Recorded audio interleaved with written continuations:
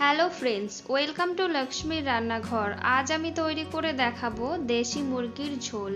এটা বানানো যেমন সহজ আর খেতেও তেমন ভালো লাগে। গরম গরম ভাতের সাথে খেতে তো অসাধারণ লাগে।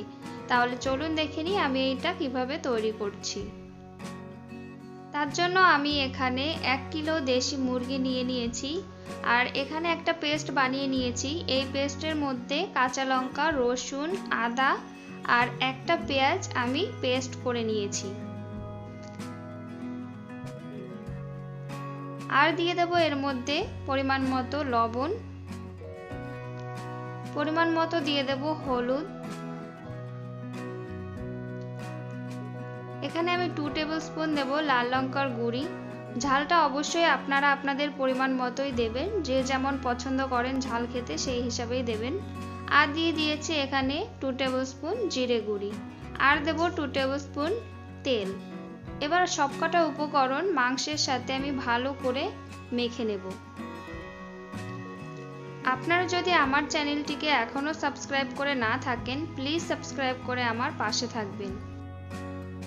চিকেনটাকে আমি ভালো করে মশলার সাথে মেখে নিয়েছি। এবার আমি এই চিকেনটাকে আধা ঘন্টার জন্য রেস্টে রেখে দেব। আধা ঘন্টা পরে আমি একটা কড়াই নিয়ে নিয়েছি। কড়াইয়ের মধ্যে আমি 2 টেবিল স্পুন তেল দিয়ে দেব। তেলটাকে আমি ভালো করে নাড়াচাড়া করে গরম করে নেব। তেলটা ভালো করে গরম হয়ে গেলে এবার এর মধ্যে আলু দিয়ে দেব। এখানে আমি 3টে আলুকে এইভাবে কেটে নিয়েছি। এখানে আমি লবণ আর হলুদ ছাড়াই আলুগুলোকে ভালো করে ভেজে নেব। আলুগুলোকে আমি লাল লাল করে ভেজে নিয়েছি, এবার তুলে নেব। এখানে আমি পুরো রান্নাটা সাদা তেলে করেছি, আপনারা চাইলে সর্ষের তেলে করতে পারেন। ওই তেলের মধ্যে আমি আরও 2 টেবিল স্পুন তেল দিয়ে দেব। এখানে আমি অল্প তেলেই মাংসটা রান্না করব। এবার ওই তেলের মধ্যে আমি গোটা জিরে ফোড়ন দিয়ে দেব। এখানে আপনারা চাইলে গোটা গরম মশলাও দিতে পারেন। এবার আমি এখানে মিডিয়াম সাইজের 3টে পেঁয়াজ ছোট ছোট করে কেটে নিয়েছি, পেঁয়াজগুলোকে দিয়ে দেব। পেঁয়াজগুলোকে আমি হালকা করে একটু ভেজে নেব। পেঁয়াজগুলো হালকা করে ভাজা হয়ে গেলে আগে থেকে ম্যারিনেট করা চিকেনটা দিয়ে দেব।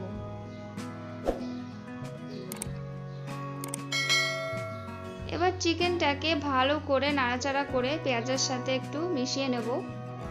এখানে আমি চিকেনটাকে একটু ঢাকা দিয়েই কষিয়ে নেব। যেহেতু এটা দেশি মুরগি তো এটা একটু শক্তই হয়, তার জন্য অল্প আঁচেই ভালোভাবে ঢাকা দিয়ে এটাকে আধা ঘন্টা মতো কষিয়ে নিতে হবে।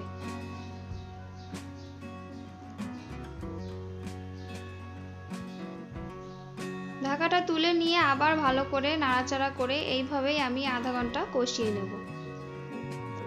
এই দেশি মুরগিটা একটুখানি ভালোভাবে কষাতে হবে। যত ভালোভাবে কষাবেন তত মাংসের টেস্টটা আরো বেশি আসবে। মাংসটা আমি ভালো করে কষিয়ে নিয়েছি, মাংসটা কষানো হয়ে গেছে। এবার এর মধ্যে আমি একটা টমেটো কুচি করে দিয়ে দেব। টমেটোটা দিয়ে আবার 2 মিনিট একটু ভালো করে নাড়াচাড়া করে কষিয়ে নেব। 2 মিনিট পরে এখানে আমি অন্য একটা পাত্রে জল গরম করে নিয়েছি, সেই জলটাই আমি এর মধ্যে দিয়ে দেব। এখানে আপনারা চাইলে প্রেসার কুকারেও 3 থেকে 4টে সিটি দিয়ে সিদ্ধ করে নিতে পারেন মাংসটাকে। আমি এখানে প্রেসার কুকারে দিচ্ছি না, কড়াইতেই রান্না করব পুরোটা। তো এখানে আমি জলের পরিমাণটা একটু বেশি দিয়েছি, যেহেতু এই মাংসটা সিদ্ধ হতে একটু সময় লাগবে। যখন জলটা একটু ভালোভাবে ফুটে আসবে তখন এর মধ্যে ভেজে রাখা আলুগুলো দিয়ে দেব। আলুগুলো দিয়ে নাড়াচাড়া করে এখানে অল্প আঁচেই মাংসটাকে হতে দেব। দেখুন মাংসটা পুরো হয়ে গেছে। এবার এর মধ্যে আমি 1 টেবিল স্পুন গরম মশলা গুঁড়ি দিয়ে ভালো করে নাড়াচাড়া করে আমি নামিয়ে নেব। তৈরি হয়ে গেছে দেশি মুরগির ঝোল। রেসিপিটি যদি আপনাদের ভালো লেগে থাকে তাহলে অবশ্যই লাইক, কমেন্ট, শেয়ার এবং সাবস্ক্রাইব করে আমার পাশে থাকবেন। আপনারা বাড়িতে একবার এইভাবে বানিয়ে খেয়ে দেখতে পারেন, আশা করি খুবই ভালো লাগবে।